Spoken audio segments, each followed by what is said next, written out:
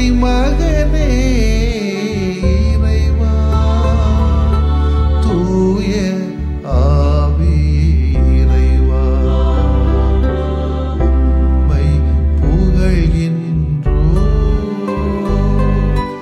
அன்புருவான இறைவா அகிலம் காக்கும் இறைவா அமைதி அருளும் இறைவா உம்மை போற்றுகின்றோம் நெஞ்சில் சுமக்கும் இறைவா நீதியில் நிறைவே இறைவா சுமை தாங்கியே இறைவா புகழ்ந்து போற்றி ஆராதிக்கின்றோம். தூய ஆவியை பெற்றுக் கொள்ளுங்கள். எவருடைய பாவங்களை நீங்கள் மன்னிப்பீர்களோ அவை மன்னிக்கப்படும்.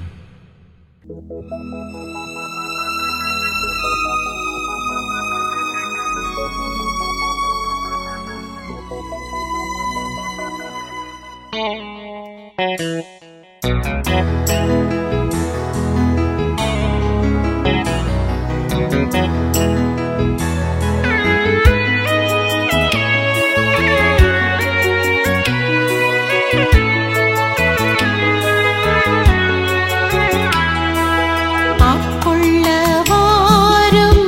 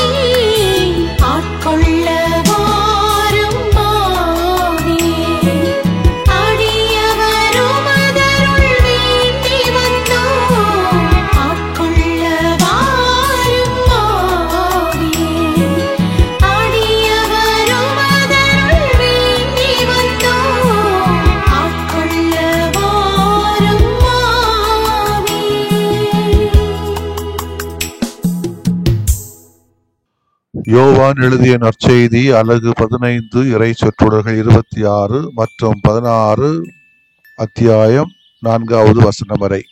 அக்காலத்தில் இயேசு தம் சீடரை நோக்கி கூறியது, தந்தையிடமிருந்து நான் உங்களுக்கு அனுப்பப் போகிற துணையாளர் வருவார். அவரே தந்தையிடமிருந்து வந்து உண்மையை வெளிப்படுத்தும் தூய ஆவியார். அவர் வரும்போது என்னை பற்றி சான்று பகருவார். நீங்களும் சான்று பகருவீர்கள். ஏனெனில் நீங்கள் தொடக்கம் முதல் என்னோடு இருந்து வருகிறீர்கள். நீங்கள் நம்பிக்கை இழந்து விடாதிருக்க இவற்றையெல்லாம் உங்களிடம் சொன்னேன். உங்களை தொழுகை கூடத்திலிருந்து விலக்கி வைப்பார்கள். உங்களை கொல்லுவோர் கடவுளுக்கு திருப்பணி செய்வதாக எண்ணும் காலமும் வருகிறது. தந்தையையும் என்னையும் அவர்கள் அறியாமல் இருப்பதால் தான் இவ்வாறு செய்வார்கள். இவை நிகழும் நேரம் வரும்போது நான் உங்களுக்கு இவை பற்றி முன்பே சொன்னதை நினைவுபடுத்திக் கொள்ளுங்கள். இதற்காகவே இவற்றை உங்களிடம் கூறினேன்.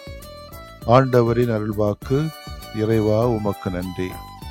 கிறிஸ்து இயேசுவிலே பிரியமுள்ள சகோதர சகோதரிகளே, சீடர்கள் கலங்கி நிற்கிற வேளையிலே ஆண்டவர் இயேசு கிறிஸ்து நம்பிக்கையூட்டுகிற ஒரு ஆளையும் செய்தியையும் தருகிறார். தூய ஆவியார் என்பவர் நம்பிக்கையூட்டுகிறவர். அவர் உங்களுக்கு துணையாக இருப்பார். அவருக்கு நீங்கள் சான்று பகிருங்கள் என்பதுதான்.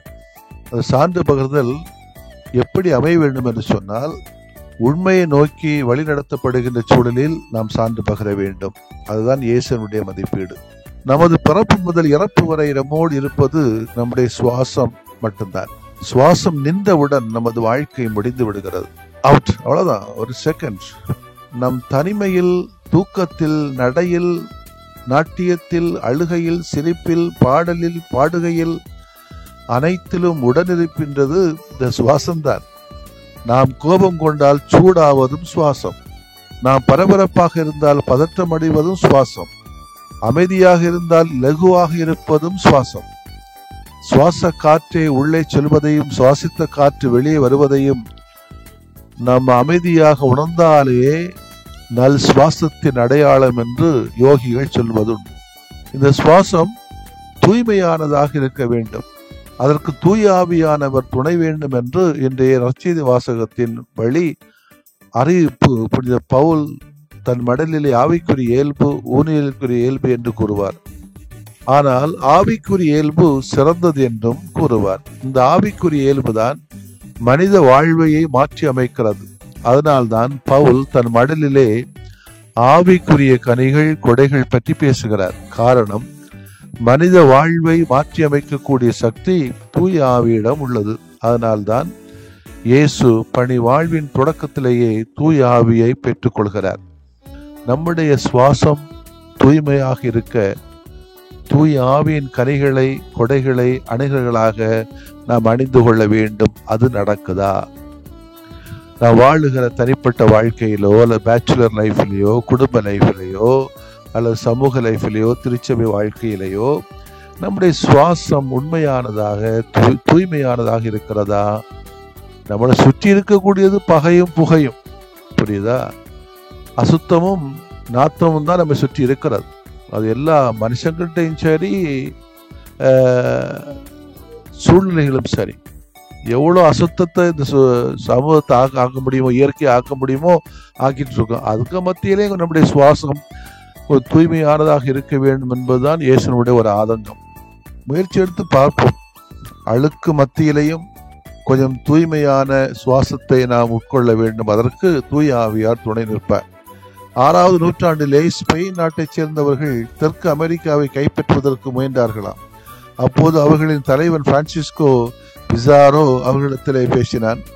நண்பர்களே, முக்கியமான முடிவு எடுக்கக்கூடிய கட்டத்தில் இருக்கிறோம். நமக்கு 2 வாய்ப்புகள் இருக்கிறது. அதில் ஒன்றை நீங்கள் தேர்ந்தெடுக்க வேண்டும். ஒரு வழியாக சென்றால் பெரு நாடும் அதன் வளமும் நமக்கு சொந்தமாகும். ஆனால் அங்கே ஆபத்து அதிகம். சரியா? அதே வேளையில பனாமா சென்றால் நமக்கு கிடைப்பது ஒன்றும் கிடையாது, ஆனால் பாதுகாப்பான். எதை நீங்கள் தேர்ந்தெடுக்கிறீர்கள்? இந்த கேள்வி நம்மகிட்ட கேட்டா என்ன சொல்லுவோம்? எது நமக்கு பாதுகாப்போ கம்ஃபர்ட் சோனோ அதுதான் நம்ம எடுப்போம். சற்று அமைதி அங்கே நிலவியது. திடீரென ஒரு கும்பல் ஆபத்தான பாதைக்கு நாங்கள் தயார் என்று சொல்ல ஒட்டுமொத்த வீரர்களும் அதனை ஆமோதித்தார்கள். இயேசு விடுக்கக்கூடிய அழைப்பும் இத்தகையதுதான். நமது வாழ்விற்கு 2 வாய்ப்புகள். எப்படி வாழலாம்? என்பது ஒருபுறம், இப்படித்தான் வாழணும் என்பது மறுபுறம். இதில் நாம் தேர்வு செய்வதற்கு சுதந்திரத்தை கடவுள் நமக்கு தந்திருக்கிறார். அவர் நம்மை கட்டாயப்படுத்துவது கிடையாது. இயேசு விடுவிக்கக்கூடிய அழைப்பிலே குறிப்பிட்ட இலக்கில் தான் நாம் வாழ முடியும். அங்கே விழுமியங்கள், மதிப்பீடுகள் முதன்மையான இடம் பெறுகிறது. அங்கே இந்த விபத்துகள் ஏற்படும். மதிப்பீட்டில் வாழும்போது தான் விபத்து, ஆபத்து, நமக்கு சோதனைகள், துன்பங்கள், குற்றச்சாட்டுகள் எல்லாம் வரும். எப்படி வாழ்றது ஒரு பிரச்சனை இல்லை. ஆனால் வாழ்வின் மகிழ்ச்சியை அங்குதான் நாம் காண முடியும்.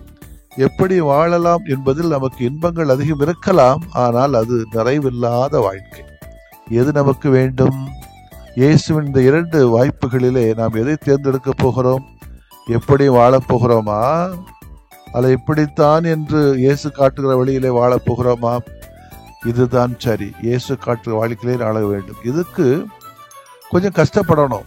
அதுக்கு தான் ஆண்டவர் சொல்றாரு, நான் உங்களுக்கு ஒரு துணையாளரை தருவேன், கலங்காதே மகனே மகளே. அந்த துணையாளர் உண்மையை வெளிப்படுத்துகிறவர். அவருக்கு நீங்கள் சான்று பகர வேண்டும்.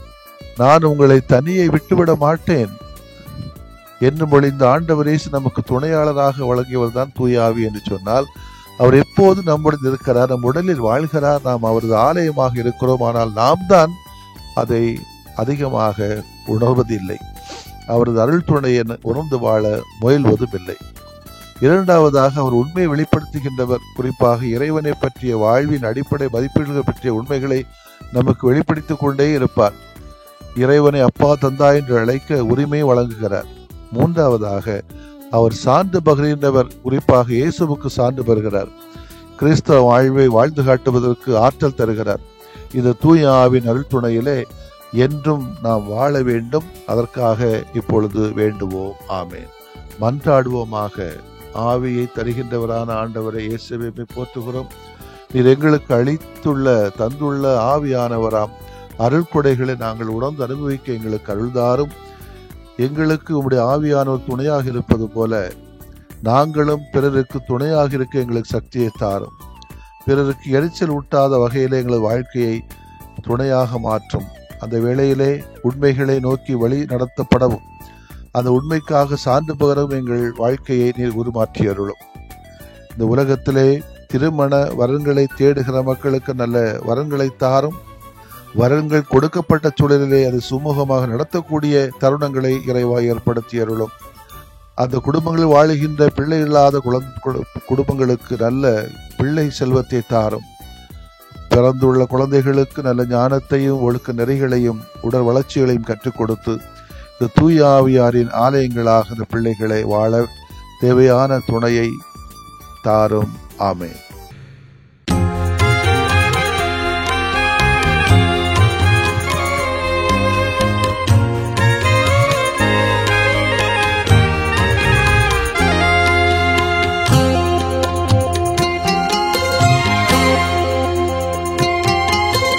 நம்பினேன் ஆண்டவரே நலம் தாருமே, நம்பினேன் ஆண்டவரே நலம் தாருமே.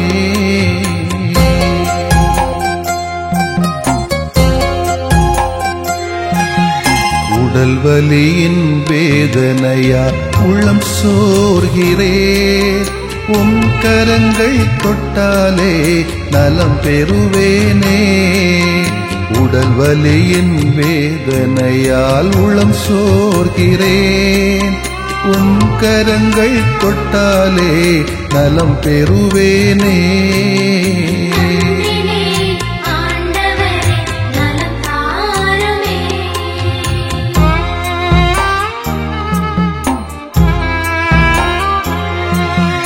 தீராத தலைவலியால் நிலைகுலைகின்றேன், தலைவாவும் பாதத்திலே தலை சாய்க்கிறேன்.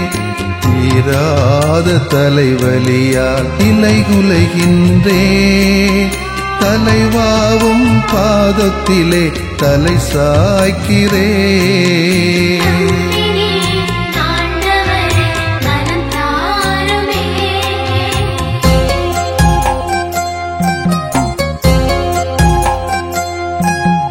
முட்டுவலி முதுகுவலியால் வீழ்ந்து கிடக்கின்றேன், முகம் வாடி உமை நோக்க தூக்கவாருமே.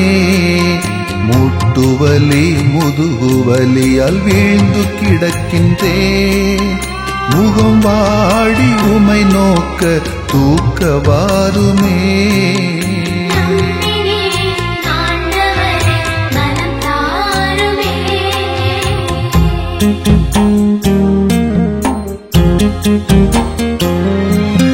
நுரையீரல் இதய நோயால் நொந்து தளர்கிறேன். நல்ல தேவா உம் இரக்கம் இறந்து கேட்கிறேன். நுரையீரல் இதய நோயால் நொந்து தளர்கிறேன். நல்ல தேவா உம் இரக்கம் இறந்து கேட்கிறேன்.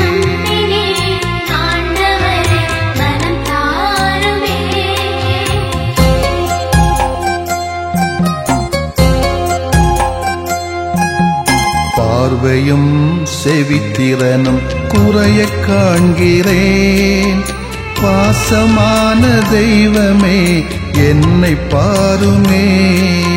பார்வையும் செவித்திறனும் குறைய காண்கிறேன். பாசமான தெய்வமே என்னை பாருமே.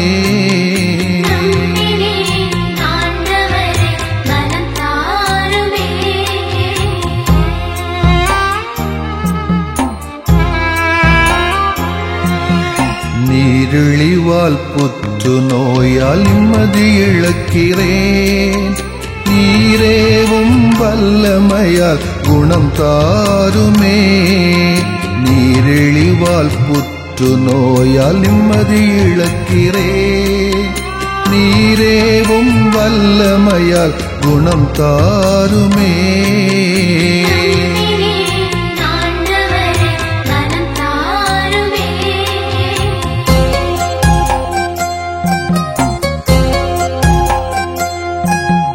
வாட்டும் நோய்கள் அனைத்தும் பாதம் ஒப்படைக்கிறேன்.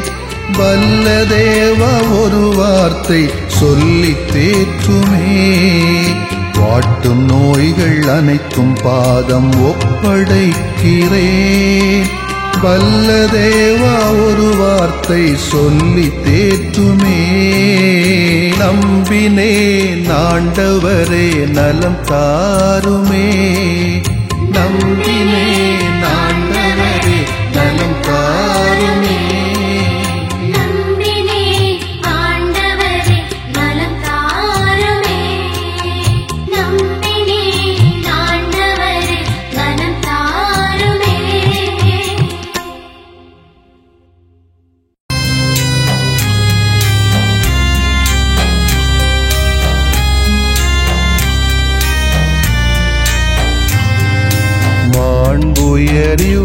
அருளடையாளத்தை தாழ்ந்து பணிந்து ஆராதிப்போம்.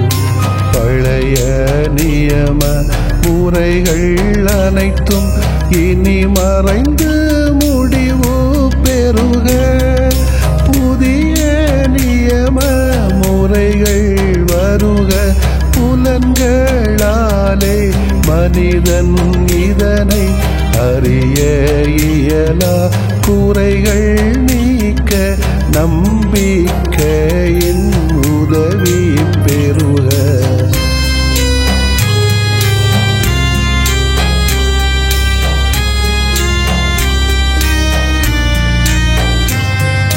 தந்தை அவர்க்கும் மகன் அவர்க்கும் புகழ்ச்சியோடு வெற்றியாக்கும். மீட்பின் பெருமை மாட்சிமையோடு வலிமை வாழ்த்து யாவுமாக.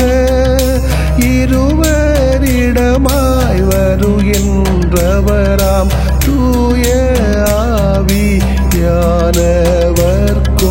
அளவில்லாத சமப்புகழ்ச்சி என்றுமே உண்டாகுக. ஆமென். வானின்று அவர்களுக்கு அப்பமளித்தீரே. இனிமையெல்லாம் தன்னகத்தில் கொண்ட அப்பம் இதுவே. மன்றாடுவோமாக. இறைவா, இந்த வியப்புக்குரிய அல்வடையாளத்திலே உம்முடைய பாடுகளின் நினைவு எங்களுக்கு விட்டு சென்றீ. உம் திருவுடல் திருநத்தமாகியவற்றின் தூய மறைவருளை வணங்கும் நாங்கள் உமது மீட்பின் பயனை இடைவிடாமல் துய்த்து உணர்ந்து மகிழ அருள்வீராக. தந்தையாகி இறைவனோடும் தூய ஆவியாரின் ஒன்றிப்பில் இறைவனா என்றென்றும் வாழ்ந்து ஆட்சி செய்த உம்மை மன்றாடுகிறோம்.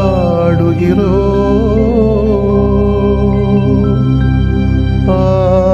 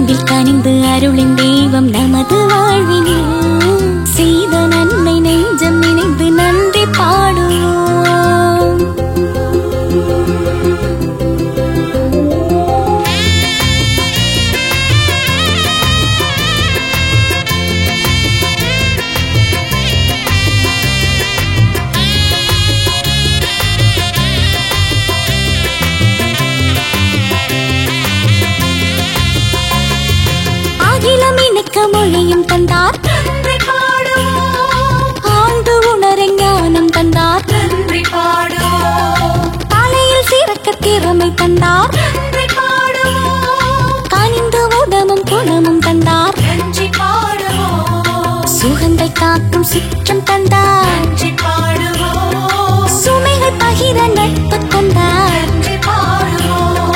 நம்மை சுமக்க இயற்கை தந்தார், நன்மை நினைக்க இதயம் தந்தார்.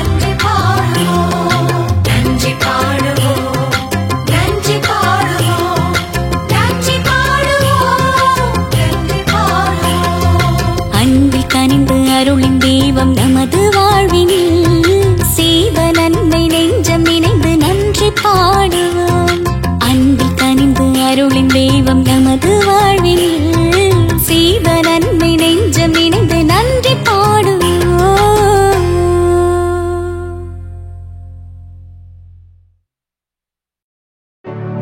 நிலையான புகழுக்குரிய